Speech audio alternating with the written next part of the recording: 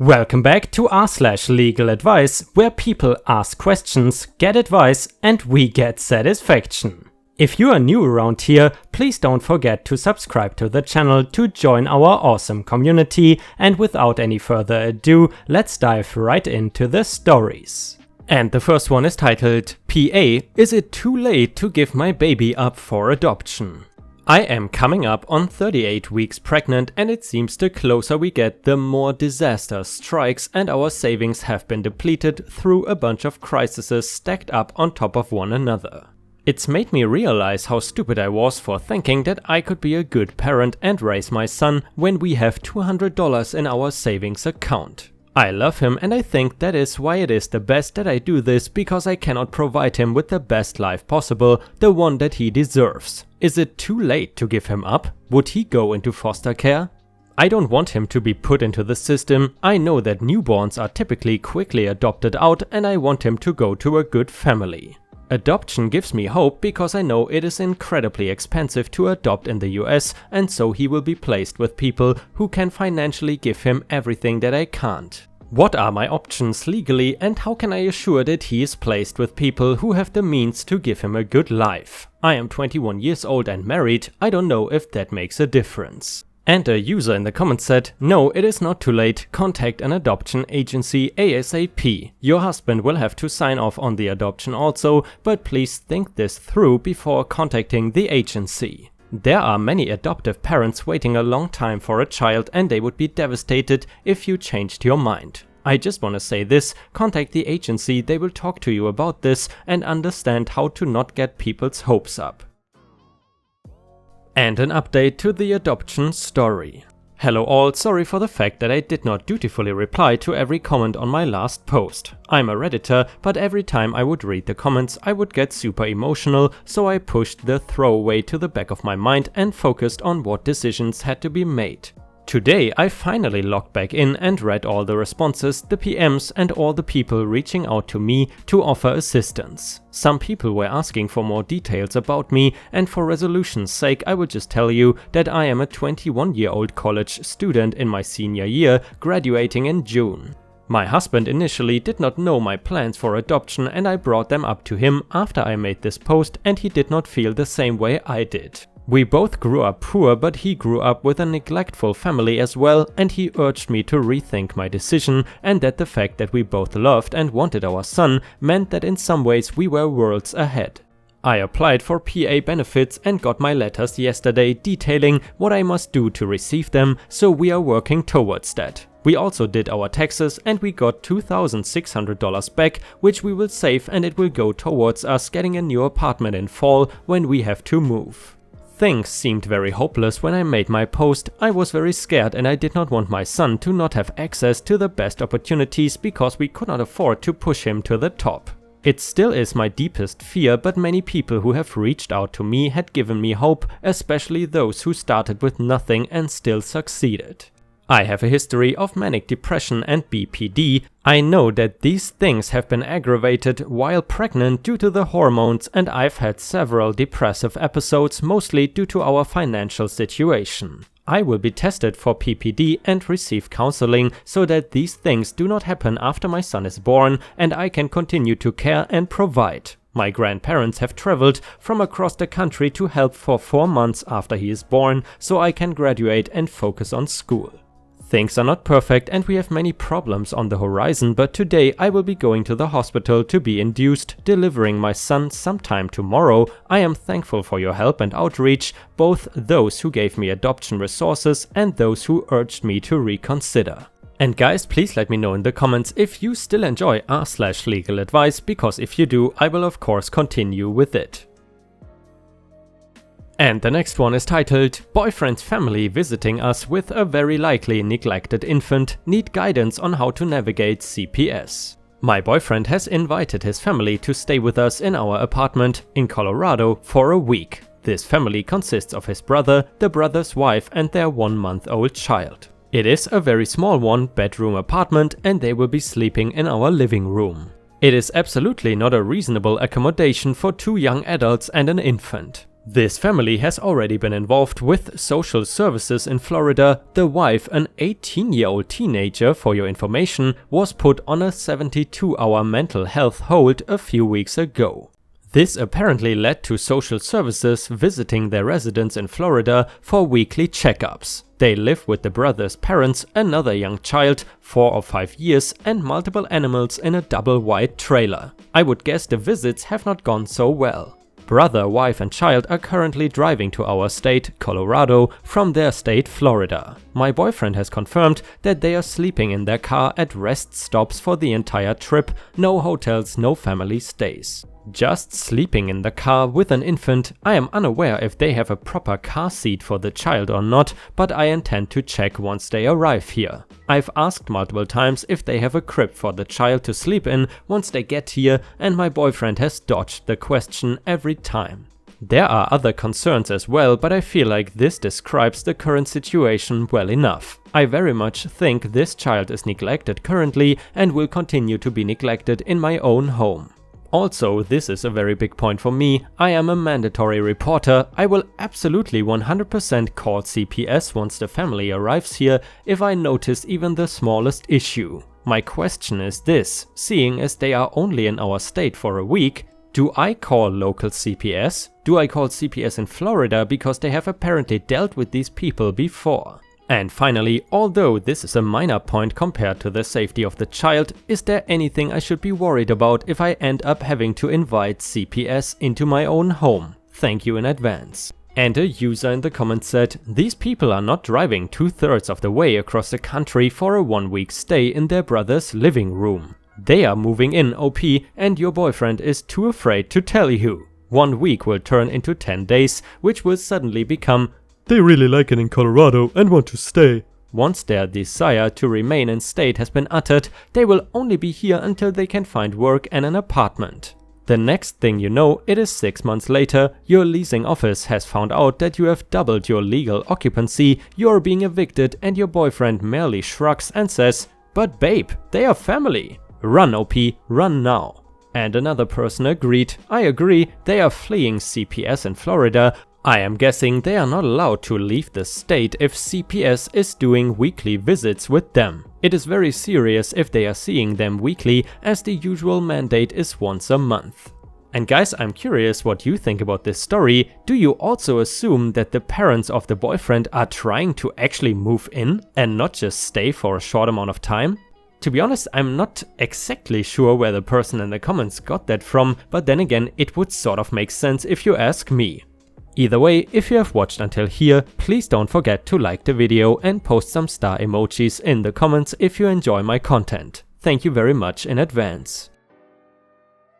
And the next one is an update to the boyfriend's family story. First of all, I want to say thank you to everyone who has offered advice. I recognize it's only been 24 hours since I posted my first question, but a lot has happened and you have all been a great help.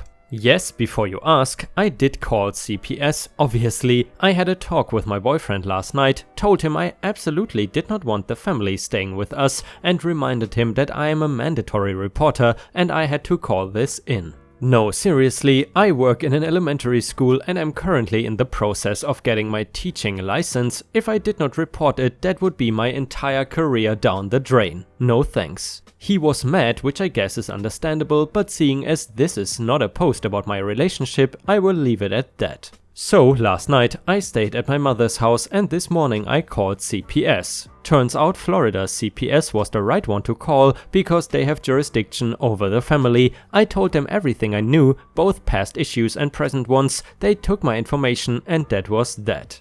I went home, packed up all of my things and moved everything over to my mother's house. When boyfriend came home tonight, I told him that I had made the call. I then informed him that he is now ex-boyfriend.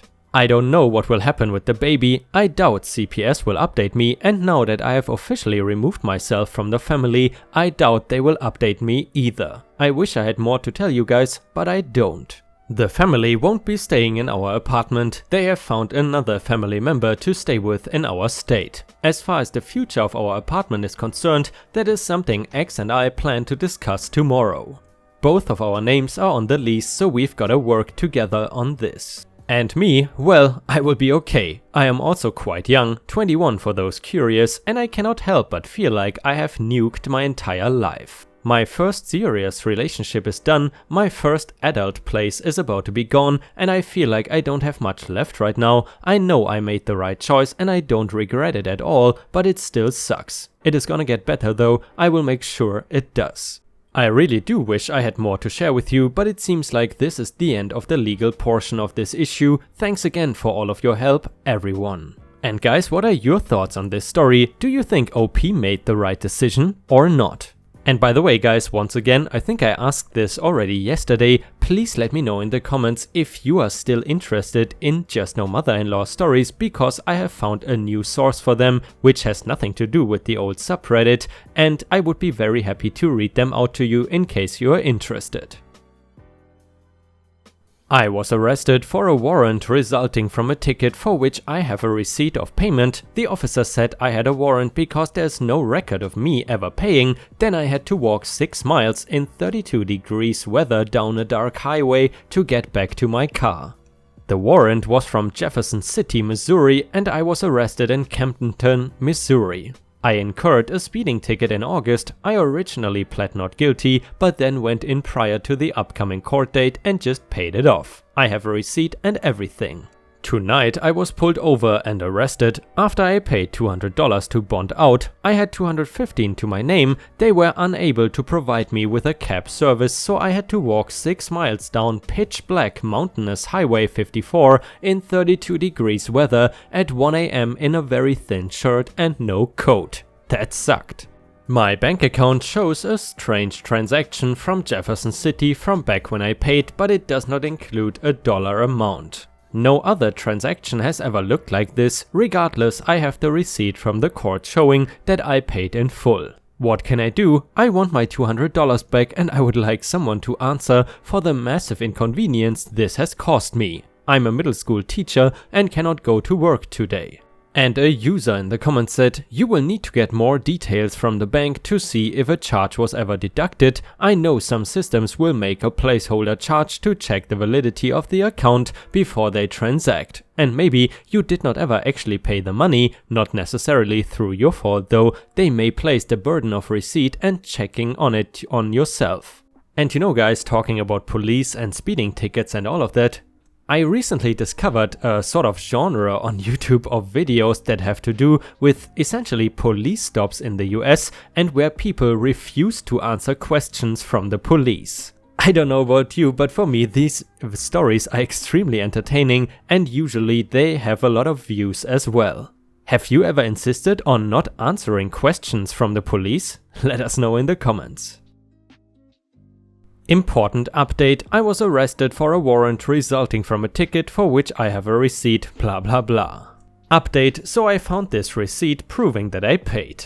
I went to the courthouse in Jefferson City today and they admitted fault. They told me I would get my $200 bond back in the mail in about a month. They said I did not have to appear at the future bond/court date that they invented out of thin effing air at the jail last night. Should I talk to a lawyer? I had to miss work today and I'm still being a crybaby about having to walk 6 miles down a dark highway in 32 degrees weather with no coat to get to my car. I was arrested in a random ass town halfway between my mom's and my home, which is over a 2-hour drive. I had no one to come get me, they took all my money so I could not get a cab. They told me my car was 3 miles down the road, but it ended up being 6. Is there anything at all I can do? Another update, CaseNet, which is Missouri's online court website that lets you look up court cases, shows that I pled guilty today. No, I pled guilty when I went in and paid many months ago. They are making it look like I pled guilty today and I don't know what their angle is. Unfortunately guys, there have been no further updates to this story, but I just thought it was sort of interesting and kind of unique. And the next one is titled, New York, my landlord stepped on my laptop and broke it, so does he have to replace it? He said it is my fault for leaving it on the floor. I did not know he would be in my apartment that day. The landlord came into the apartment without notice to address an issue that was not an emergency. I work a lot on the floor since I have in-floor heating. On Friday morning I left my laptop on the floor rug and went to work. The laptop is silver and the rug is a grey pattern, but since I was the only one there and knew it was there, I did not think it was an issue. It is not easy to see when you walk through if you are not looking for it, but papers and other materials were next to it. Friday afternoon while at work, I got a text message from my landlord that I should not leave things laying around on the floor, and he almost broke his ankle. I was upset he was in the apartment and asked what the emergency was. He said he was checking the batteries in the smoke detectors. I got home and my laptop is crushed by a work boot. I took it to a friend and he said it is not worth repairing. My files are backed up, so it is just a computer I need to replace. I told the landlord he needed to give me money to replace my laptop, and he told me since I set a booby trap to hurt him that I needed to pay him since he rolled his ankle doing his job. I am not unreasonable. It was an old laptop that was not worth much of anything. I don't expect him to buy me a new one, but am I wrong in thinking he is in the wrong? Does he owe me a replacement laptop? I'm just trying to survive in the apartment until June when the lease is up. Edit: holy crap, you guys are good. It's a 2008 MacBook Air. It looks like it would be about $200 on eBay to get a similar one, which was actually more than I thought. I'm just going to tell him in a letter he needs to give me the money to replace one like it. And a user in the comments said he owes you the depreciated value of the laptop. You can sue him in small claims court if he does not agree to pay it. And another person said, do you know what your state says about landlords entering an apartment without notice in non-emergency situations? I know many states don't allow it and some do. It often takes some digging to find each state's law, so if you already know, all the better. But yeah, either way, he's likely at fault. You would have to sue in small claims court to collect if he refuses to pay. And you know guys, that is probably the worst feeling in the world if you get up and step on either your tablet or your laptop. You know, my girlfriend always has her laptop right beside her bed, and obviously that is a very easy way to step on it. And the next one is an update to the laptop story. First, thanks everyone for the advice. TLDR, insurance covered laptop. It was new replacement policy, so I got a new laptop and don't have to fight with the landlord anymore. What happened? So I was getting ready to send a registered letter when I figured I could just go talk to the landlord in person and resolve this rationally like adults. This was naive. The landlord's wife basically told me that she was not giving an entitled lazy millennial a penny, and if I somehow got any court to make her, she would make sure it would be so difficult that the effort would not be worth $200. Someone mentioned checking with insurance. I figured I would try this before tackling this $200 headache. I am not great at understanding policy writing / insurance lingo, so I have an insurance agent. Not sure if that is her title. She sells me insurance from all different companies. I don't know the difference between agent or broker. My insurance lady keeps all my policies on file, makes sure my insurance policies are appropriate, gives advice and helps file paperwork. I was not optimistic since my car insurance was lumped with renters and did not cost any more than the car insurance alone. I figured it was just a freebie that sounded good but was not helpful. It was also listed as homeowners but was really renters. I guess some companies do this and just write the policy like a contents for homeowners. My insurance lady met with me and I gave her all the information I had. She walked me through claim forms and gave me advice on how to submit a claim. It was a covered claim since she sold me a new replacement renter's policy. Instead of actual replacement, I got to buy a new laptop. So I bought the one wanted with specifications and price limits and sent them the receipt, and then they reimburse me, minus the $250 deductible of course. Thank you to everyone who helped. Sorry, this turned out to be more r/insurance than r/legal advice, but hopefully someone reads this and gets insurance that prevents a legal headache or at least passes the headache to someone else.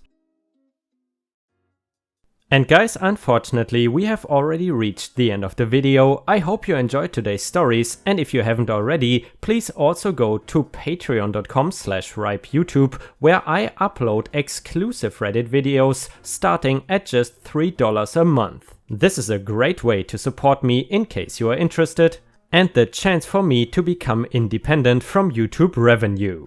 Thank you so much for watching, please don't forget to subscribe and like the video, and I hope to see you again tomorrow.